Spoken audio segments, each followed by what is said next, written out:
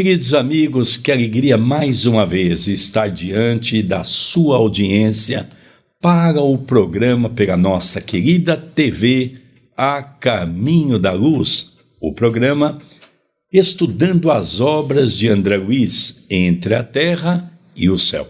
Hoje nós vamos estudar o capítulo 7, Consciência em Desequilíbrio. É um capítulo que vai envolver Antonina.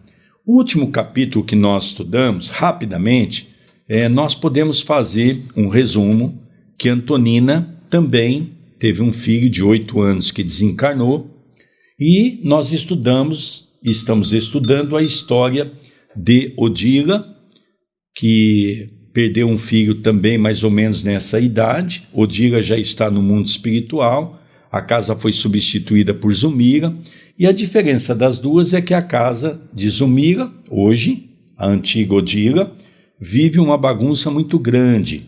Odila fica culpando Zumira, as duas ficam num processo obsessivo, ninguém sabe onde está Júlio.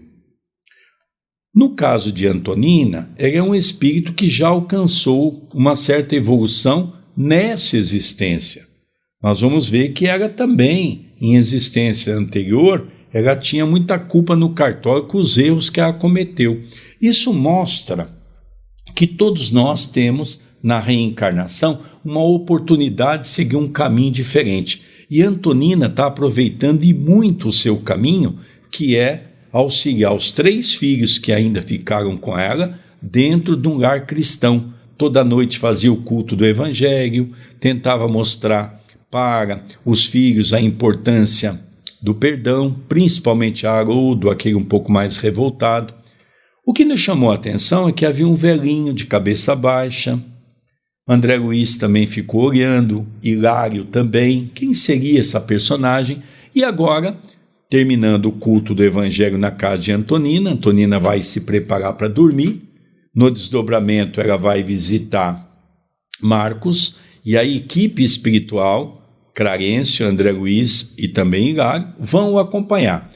Enquanto isso, nós percebemos que André Luiz estava ali com Hilário, sem saber o que fazer. Vamos conversar com esse velhinho, vamos ver quem ele é. Logicamente, ele é um familiar ligado a Antonina. Vamos então, no desenrolar do capítulo, entender quem é esse senhor.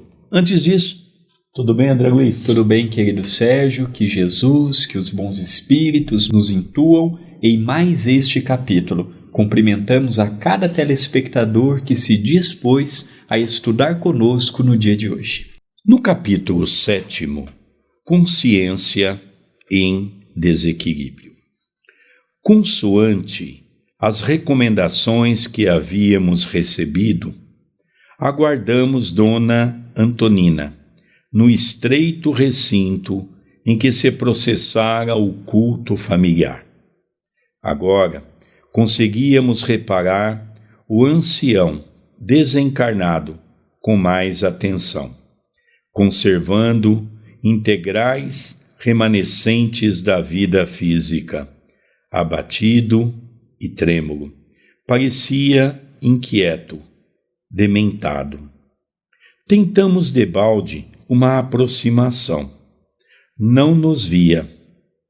Lembrei ao meu companheiro que poderíamos densificar o nosso veículo pela concentração da vontade e apressamo-nos na providência. Em momentos breves, fornecendo a impressão de recém-chegados, atraímos-lhe o interesse. O velhinho precipitou-se para nós, exclamando: são oficiais ou praças? Estão pró ou contra? Aquele olhar esgazeado era efetivamente o de um louco. Então aqui nós vamos ver um pouquinho o personagem, que mais adiante veremos o seu nome, Leonardo Pires. Ele estava numa condição em que não percebia a presença de André Luiz e de Hilário.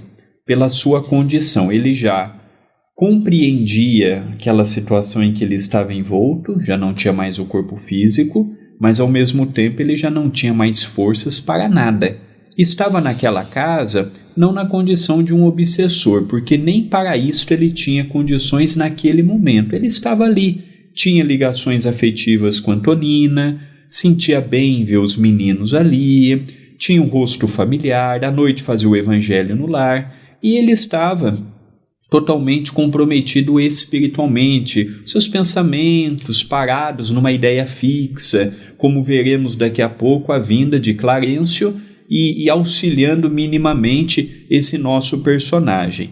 Então, ele estava muito envolto da guerra, participou da guerra no Paraguai, estava ainda muito envolto com aqueles nomes da época de outrora.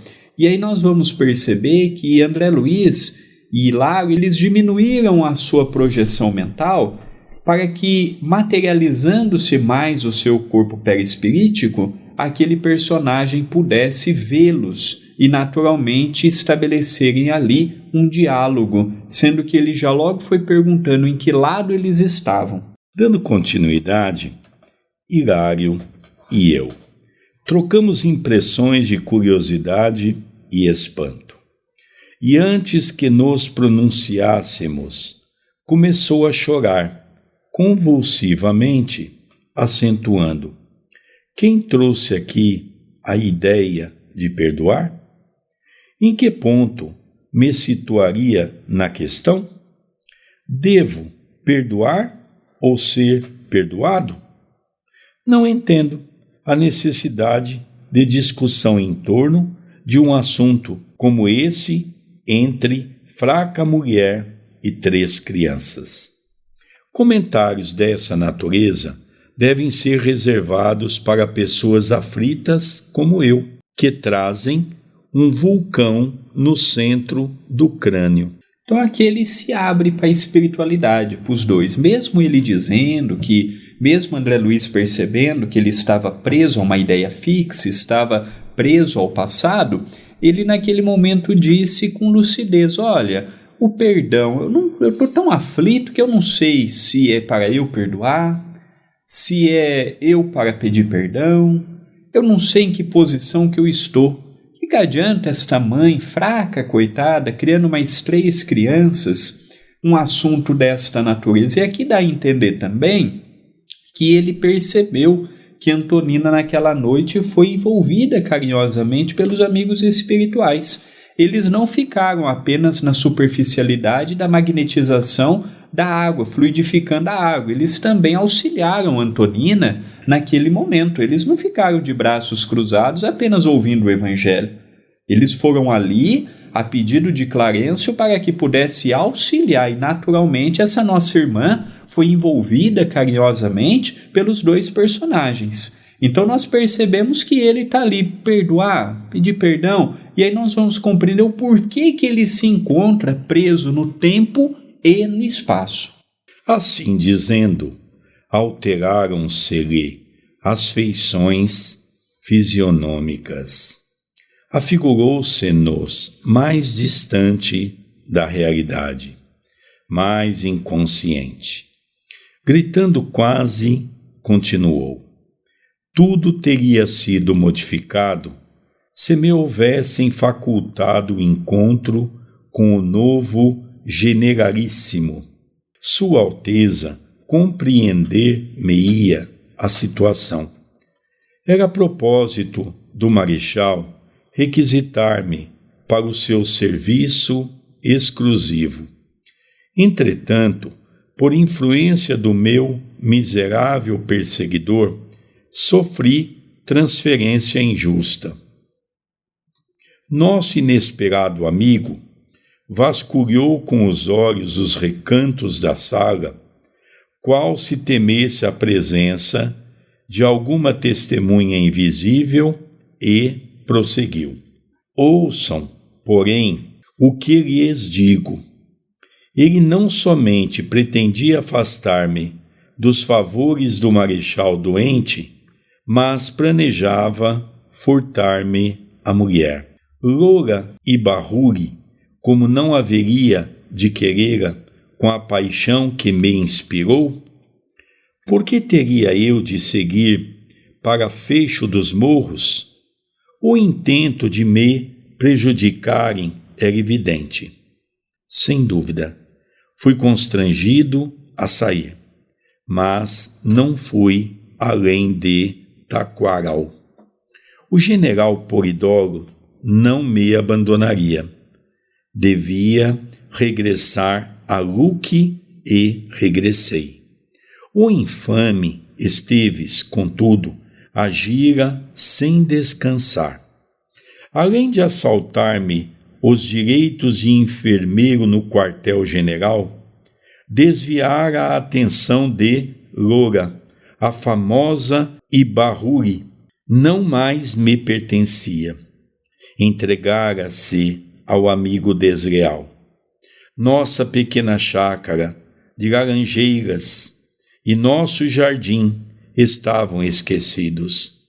Quem disse que não me sacrifiquei na aquisição da encantadora casinha? Por mim, confiada à pérfida mulher? Durante um mês, longo e terrível, suspirei pelo retorno aos carinhos dela. Quando tornei ao lar, naquela estrelada noite de maio, encontrei-a nos braços do traidor. Loura tentou desculpar-se, mas surpreendi-os juntos. Quis vingar-me de imediato, espetando-o com meu punhal. Todavia, as tropas deixariam a cidade daí a 3 dias, e o meu inimigo, que se esgueirara na sombra, ante a minha aproximação, deu-se pressa em viajar, a serviço no rumo de Itaúguá. O ódio passou a dominar-me, enseguecendo-me. Encontrá-lo-ia em alguma parte. Abraçá-lo-ia com a mesma cordialidade fingida com que me abraçara pela primeira vez e arrancar-lhe-ia a vida. Assim fiz. Aparentei ignorar a realidade e busquei-o sorrindo. E sorrindo, envenenei-o. Creio, contudo, que somente me abalancei a semelhante ato, porque ele era impudente, libertino e cruel. Assassinar-me-ia se eu não tivesse o arrojo de liquidá-lo. Então nós estamos vendo um personagem que parou no tempo por conta da traição sofrida por parte de Lola. Então ele, Leonardo Pires e Lola residiam no Paraguai. Então eles tinham uma pequena chácara, eles tinham ali laranjeiras, só que naquele momento foi aquela guerra entre o Brasil e o Paraguai. Então havia tropas dali, tropas daqui, e naturalmente no momento de guerra não há aquela cordialidade, aquele respeito. E Lola correspondeu ao amor desta outra pessoa. Então ele ficou engendrando como ele poderia matar aquele que havia roubado a sua companheira. E ele, num dia, envenenou o personagem. E ele queria se matar, mas ele só faria isso depois que ele conseguisse a tão sonhada vingança por ele primida. Então é que ele narra personagens da época, nomes que nós só vemos na história, como por exemplo, nós já vimos aqui general, já vimos aqui autoridades, foi narrando nomes que ficaram na história alguns, outros passaram por anônimos, e aqui nós vamos perceber um coração traído, um coração amargurado, um coração voltado na raiva, no desequilíbrio, no ódio, e naturalmente teve a participação direta de Lola. Então nós vamos compreender mais adiante o porquê que Antonina foi abandonada pelo marido e deixada com 4 filhos. Isso foi uma questão kármica. Ela não foi abandonada à toa. Lógico que Jesus disse, o escândalo é necessário, mas ai da mão de quem o parta. Ele também tem responsabilidade por ter abandonado o barco. Mas, na ficha kármica de Antonina, pelos equívocos de outrora, que nós veremos seja neste capítulo ou no vindouro, nós vamos perceber o porquê que ela foi abandonada e o porquê que ela teve a necessidade de criar 4 filhos sozinhas, o que é uma provação imensa, já que é uma responsabilidade muito grande. Dando continuidade, fez breve pausa e, em seguida, ajoelhando diante de nós, passou a clamar de novo em alta voz: ó, para mim, estou certo de que pratiquei a justiça, mas este homem realmente não me abandona. Lutei tanto, casei-me e organizei grande família. Devotei-me à religião. Desfrutei os benefícios dos santos sacramentos e admiti que tudo estivesse amplamente solucionado. Entretanto, depois de retirar-me do corpo físico, sob a imposição da velhice e da enfermidade, longe de encontrar o céu, que parece cada vez mais distante de mim, reconheço que este homem continua a perseguir-me por dentro. Faz muitos anos que me despedi dos ossos fatigados e perambulo, aflito e infeliz, carregando o inferno dentro de mim. A princípio, procurei o sepulcro, na esperança de soerguer meus restos e, escondendo-me neles, esquecer. Compreendo, porém, que meu desejo era de todo frustrado. Fugi para sempre do lugar que me asila os despojos e devoro ruas e praças, buscando autoridades que me socorram.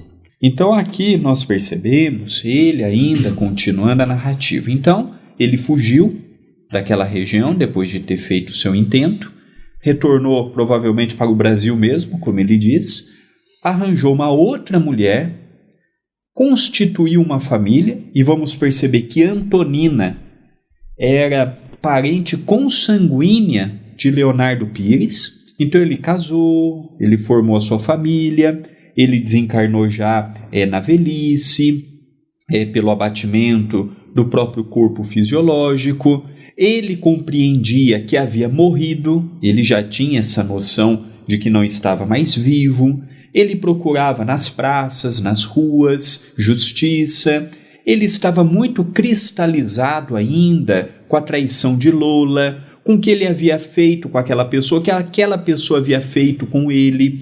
Então ele estava parado no tempo. Ele tinha lucidez e ao mesmo tempo ele vivia fora da realidade. Ele tinha lucidez porque ele sabia que estava sem o corpo físico, ele compreendia o que havia ocorrido com ele, mas ele não tinha noção do que estava acontecendo naquele momento. O ódio, a raiva, o remorso, o rancor fazia com que ele ficasse parado no tempo e no espaço. Então tudo que ele fazia era envolto do passado.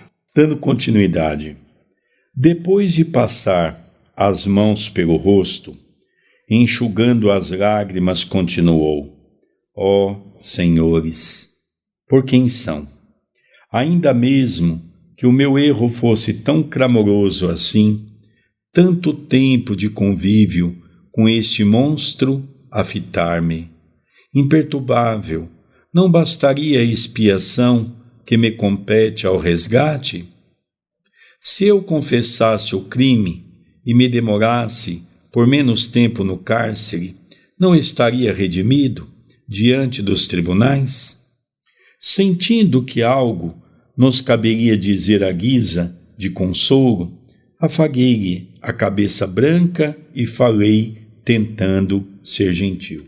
Aqui, André, eu vejo um ponto importante, antes da continuidade, é de que realmente é a questão de que os homens imputam as questões da terra na justiça da terra. Então ele pergunta: se eu fosse encarcerado, ficasse um tempo na cadeia, eu hoje não poderia estar numa condição melhor desse outro lado?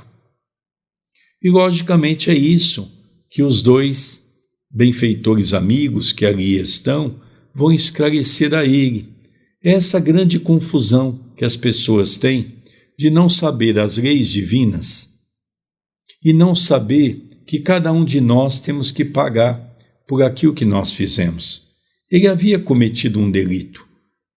Essa pessoa começou a persegui-lo naquilo que nós chamamos de processo obsessivo. Há uma colocação que eu acho muito interessante na obra kardeciana, que o maior inimigo reside em nós mesmos. Nesse momento, o maior inimigo dele é ele mesmo. Está até na questão 621 do Livro dos Espíritos, onde está escrito a lei de Deus, na consciência. Ele tinha plena consciência que ele havia cometido um grande erro, só que ele não sabia onde que ele iria quitar, em que tribunal. Se era no tribunal da terra, quando aquele passou e não teve a oportunidade porque ele não falou sobre o crime, se era no mundo espiritual e ele estava vendo que estava sofrendo e aquela pessoa ainda lhe perseguindo, além da perseguição sua própria consciência. Então agora nós vamos ver que André Luiz e Hilário vai dar uma orientação para ele. Dando continuidade. Acalme-se, meu irmão. Quem de nós não terá desacertado no caminho da vida? Sua dor não é única. Também nós trazemos o espírito pejado de aflitivas recordações. As lágrimas de desesperação desajudam a alma. Pelas citações que ouvíramos, percebi que o nosso interlocutor se reportava ao tempo da Guerra do Paraguai, e buscando penetrar o labirinto de suas palavras, que estabeleciam ligação do passado com o presente, indaguei: a que novo generalíssimo se refere? Ignoram?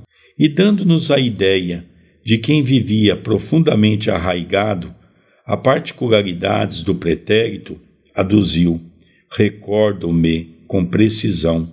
Sim, a proclamação dele era de 16 de abril, o príncipe Dom Gastão de Orleans. Era o novo comandante em chefe, mas muito me pesava o afastamento do marechal. Qual deles?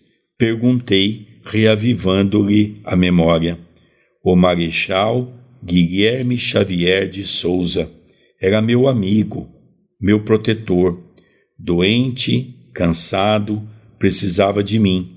Contudo, afastaram-me dele. Esteves, o cão infiel. Então aqui nós estamos vendo que a memória dele, no passado, era uma memória perfeita. Ele lembrava de dias, de ocorrência, ele lembrava de nomes, ele lembrava dos seus amigos, ele lembrava dos seus desafetos. Então nós percebemos que ele era uma pessoa que vivia o passado. Ele estava ali, compreendia que estava na casa de uma familiar, compreendia que estava sem o corpo físico, mas toda a sua conversa, todo o seu intento era voltado à história que ele viveu num passado, na sua última existência. Aqui nós estamos vendo André Luiz e Hilário estão fazendo pergunta porque os dois são curiosos, porque eles mesmos não sabem o que fazer naquele caso. Daqui a pouco chegará Clarencio, que vai orientar como proceder com eles. Eles estão ali, vão perguntando, vão querendo saber. Os dois foram médicos, cientistas, então queriam saber um pouco mais. Mas na verdade, André, o que eu vejo é que realmente os dois é muito curioso, né? Aqui nem tanto a questão da ciência, né? É curiosidade pura. Nós vemos ao longo de todos os livros de André Luiz que os ministros de nosso lar sempre chamam a atenção deles. Olha, vamos devagar. Eu tenho certeza que se Clarencio ali estivesse, a conversa não tinha tomado esse vulto, não é? Porque eles estão penetrando num caminho perigoso. Eles estão reavivando na mente daquele homem um passado criminoso. Aquilo pode ser ainda mais perigoso, porque existe uma palavra no dicionário português que diz ressentimento. Toda vez que eu conto uma história, Eu estou ressentindo diante daquela história. Eu estou vivendo de novo aquela história. E é interessante que agora você já vai ver esse personagem, André, de Esteves. Vamos relembrar que Esteves foi a pessoa que ele matou. E a pessoa que estava envolvida com a sua amada, Lola. Então aqui agora ele começa a entrar em nomes e logicamente vai relembrando de tudo aquilo. Então por isso que o André diz que daqui a pouco chega Clarencio e tem que botar água nessa fogueira, porque as coisas vão tomando certos vultos. Dando continuidade, nesse instante, porém, a voz extinguiu-se-lhe na garganta, esbugalharam-se-lhe os olhos e, como se estivesse atenazado no íntimo por forças terríveis, insondáveis à nossa observação, começou a queixar-se, desesperado.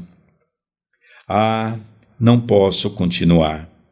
Ele, a crescer dentro de mim, observa-me com asco e ainda lhe ouço as últimas palavras no estertor da morte. Não, não, bradava ele, agora, com evidentes sinais de angústia. Hei de libertar-me, tenho fé. Aqui, André, nós vamos ver que é aquele problema que nós temos que tomar muito cuidado. Então, André Luiz Hilário fez esse homem entrar num campo vibratório que ele atraiu aquela entidade para dentro do seu próprio eu, como também a entidade poderia estar com ele, mas é as relembranças que ali se faz. E aquilo novamente volta à sua mente as palavras daquele homem que estava em agonia. Não faça isso, não me mate. Então nós percebemos que isso aí ficou ecoado dentro de si. E ele agora começa a entrar numa perturbação enorme por conta dessas lembranças. E realmente isso é muito grave. Então nós vamos perceber que até aqui o quadro está começando a se agravar com referência àquele homem. E agora nós vamos ver que é muito comum isso na casa espírita, que é os trabalhos mediúnicos quando não se tem uma preparação.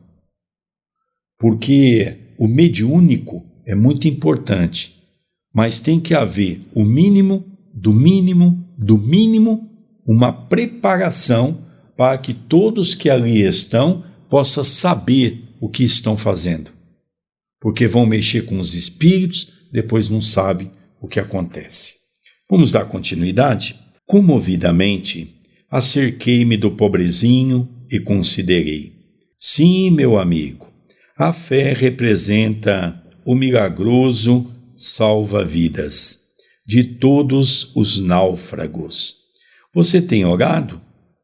Tem pedido a Jesus amparo e assistência? Sim. E ainda não lhe chegou qualquer sinal de socorro celeste? O infortunado centralizou em mim o olhar inquieto e informou. Há alguns dias fui à Igreja do Rosário, recordando como sempre a visita que fiz até lá, na véspera de minha partida para a guerra. E tanto rezei que tive a felicidade de ver o marechal, que me apareceu de súbito. Estava mais moço e incompreensivelmente refeito. Roguei-lhe proteção, ao que me respondeu, informando que o meu caso seria tomado em apreço, que eu descansasse, pois ainda que os nossos erros sejam grandes, maior é a compaixão de Deus, que nunca nos desampara. E exibindo um gesto de profundo abatimento, acrescentou, mas até agora não tive o menor sinal de renovação do caminho.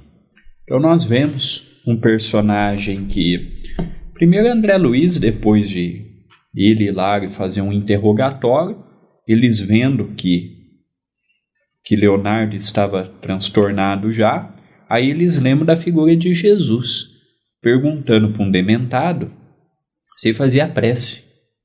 Ele não estava nem ali compreendendo a mensagem que foi do Evangelho da noite. Vão perguntar se ele lembra de Jesus. Ele, com raiva, com ódio, com ressentimento, diz: Esteves, e os dois perguntam se eles, como se lembrando de Jesus, fosse ser a tábua da salvação para aquele problema que o nosso irmão estava enfrentando. Aí ele diz que fazia prece, que foi até a igreja do Rosário, e lá de tanto ele pedir, ele viu a figura do marechal, que havia sido seu amigo, o seu protetor, correligionário de seus ideais, e que ele estava mais moço, revigorado, e ele disse que, num determinado momento, estenderia o auxílio a Leonardo, mas Leonardo estava triste, porque passaram-se o tempo e ele continuava na mesma, muito embora também por culpa do próprio Leonardo, que não nutria uma fé, não nutria um pensamento elevado, não nutria nada que pudesse dar ponto de ligação com o amparo desse grupo. Então nós vamos ver que eles estão ali na casa para levar a Antonina. Da Antonina já foram ajudar também Leonardo.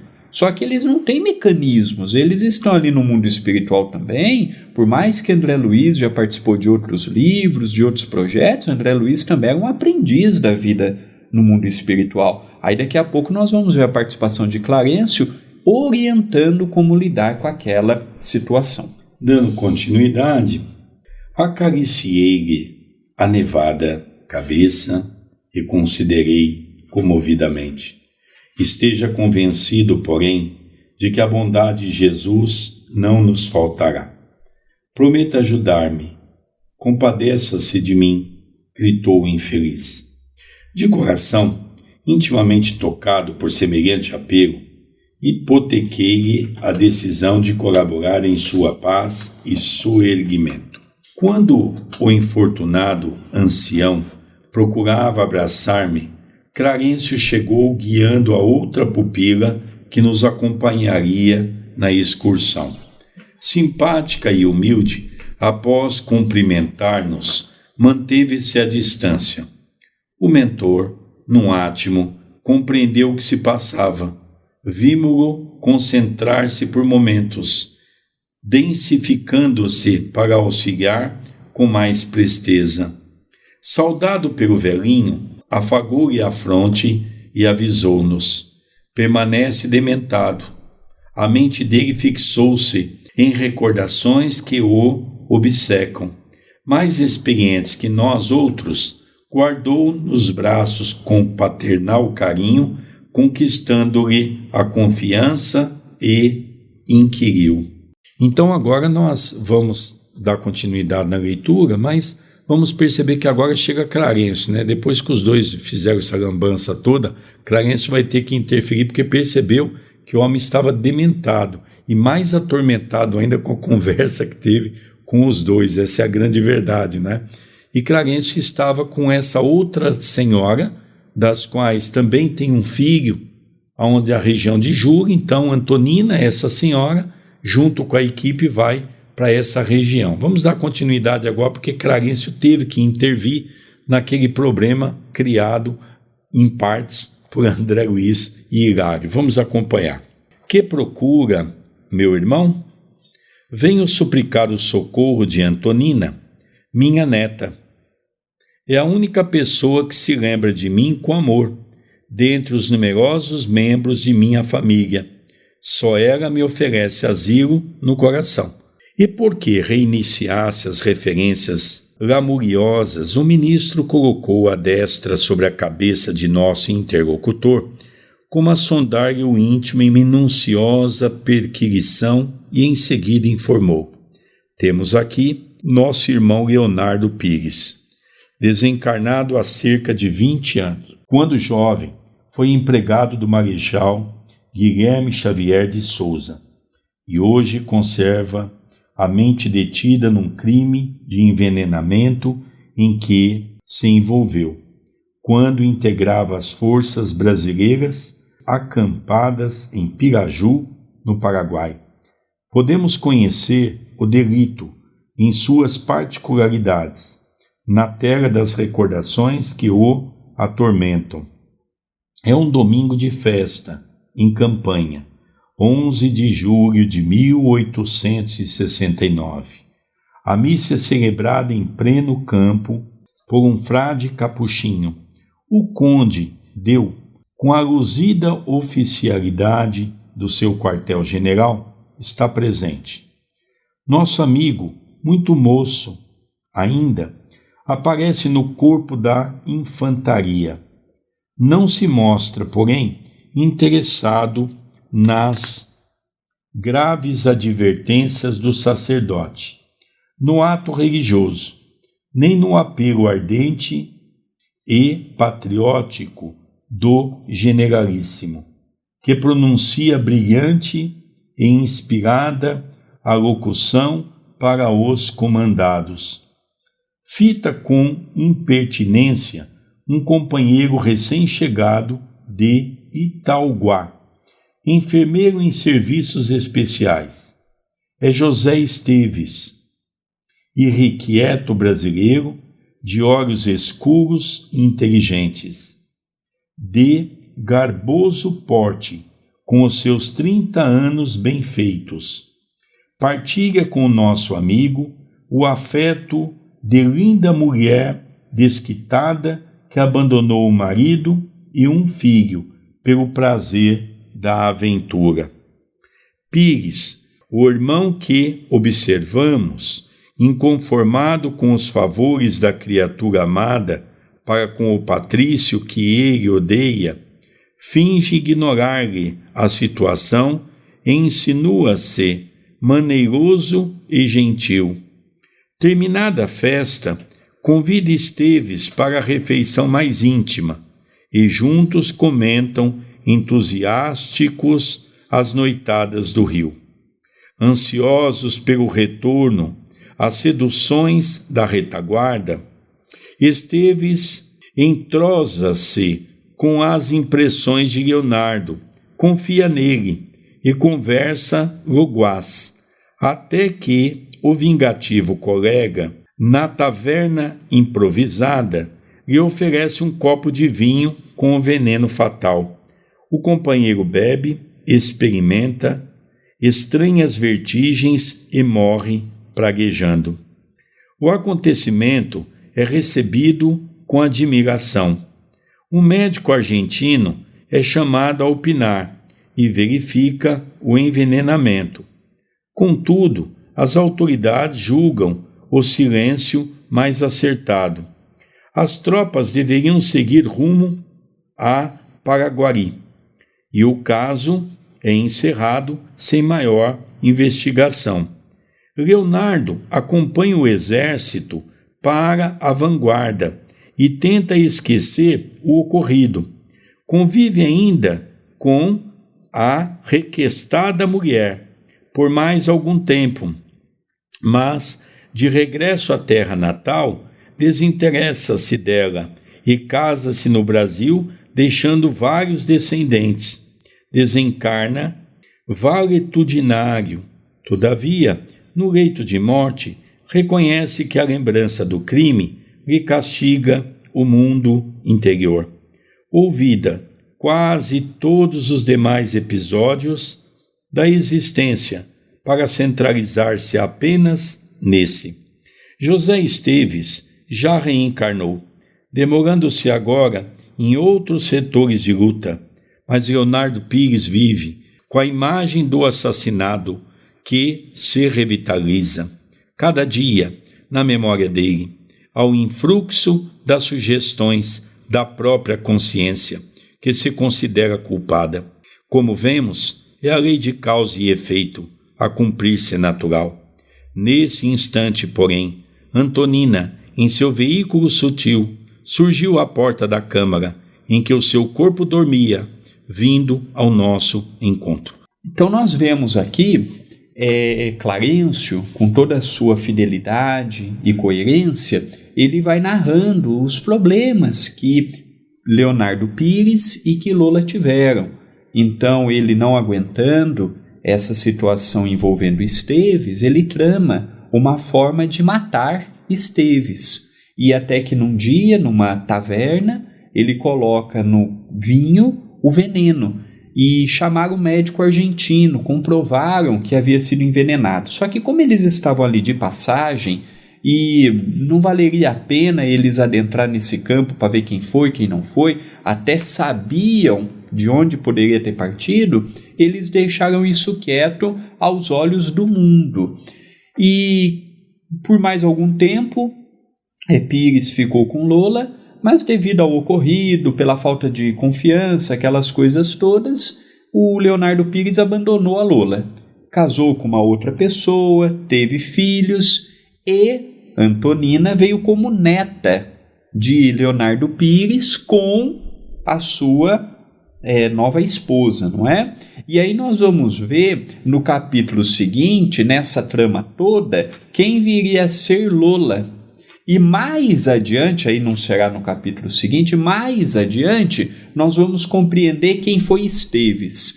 Só já para dar um preâmbulo, Lola ou Esteves, Leonardo Pires, aí vimos nos capítulos passados a personalidade de Amaro, Zumira, Júlio, são todos personagens que tiveram vínculos na existência passada. E que gradativamente André Luiz vai revelando o passado de cada personagem. Recomendo vocês a fazerem o que eu e o meu pai estamos fazendo. Anotem os nomes, coloca atual, reencarnação atual e reencarnação passada. E vão fazendo associações. Do contrário, nós vamos nos perder entre o passado e o presente. Júlio está vinculado ao passado, reencarnou e já desencarnou e vai reencarnar novamente. Então nós vamos ver que ele vai ter 3 momentos nesse mesmo livro. Anotem, senão nós vamos nos perder em determinado momento da narrativa. Interessante também, já para caminhar para o final do programa de hoje,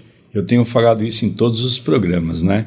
Para mim esse é um dos livros de maior complexidade. Primeiro que envolve muitos nomes. Se nós não tivermos atento, é uma confusão quem foi um, quem foi outro, né? Eu tenho anotado aqui cada capítulo, todos os nomes, para nós não vir aí a nos perder, né? Então isso é muito importante. O Paulo está colocando na edição a foto da capa do livro que nós estamos acompanhando. Por quê? Porque nós tomamos uma decisão, por tudo aquilo que nós estamos acompanhando dos livros pela FEB, de usar aqueles livros antigos, que são os livros fidedignos, da qual Emmanuel fez as correções das obras de Chico Xavier. Porque nós estamos acompanhando aqui, eu e o André acompanhamos esse exemplar. Se você estiver acompanhando aqueles exemplares maiores, você vai notar que tem capítulo, por exemplo, que tem frase inteira que não tem no original. Conseguiram colocar frase inteira. São palavras que são modificadas, mudando inclusive textos. É uma coisa assim muito grave e nós estamos acompanhando isso para mostrar para você, porque às vezes você está aí, mas será que eles leram essa palavra certo? Será que essa palavra é isso mesmo? Não, nós estamos usando essa tradução. Ah, Sérgio, mas como é que eu faço para conseguir esse livro? Você pode adquirir no sebo. Você entra aí pelo Google, aí no sebo, você recebe o livro em casa. Hoje o sebos também faz a ideia da distribuição postal. É muito fácil para você acompanhar os livros no original de maneira fidedigna. É importante você ter o livro acompanhando, porque você viu quantos nomes? Eu acho que se nós olharmos até o capítulo 7 aqui, nós já falamos mais de 50 nomes, né, André? Mais ou menos, se não tem 50 nomes, já está se abeirando aí uns 40, 50 nomes. Então é muito importante você acompanhar isso. Hoje, pelo avançar do nosso tempo, nós vamos dar apenas um único recado. Vamos pedir ajuda aqui para o YouTube. Deixe o seu like, comente no vídeo, se inscreva no canal, habilite as notificações e o canal também tem um botão Seja Membro. É uma oportunidade que você tem de ajudar nas atividades assistenciais que temos aqui na cidade de Itapira, através do CEPAC, Centro Espírita Perdão, Amor e Caridade. É uma plataforma do próprio Google. Queridos amigos, nós vamos encerrando esse programa pela TV A Caminho da Luz, estudando as obras de André Luiz, o livro Entre a Terra e o Céu. Nós voltamos no próximo programa. Um beijo no seu coração e muita paz a todos. Muita paz, muita luz e até o próximo programa.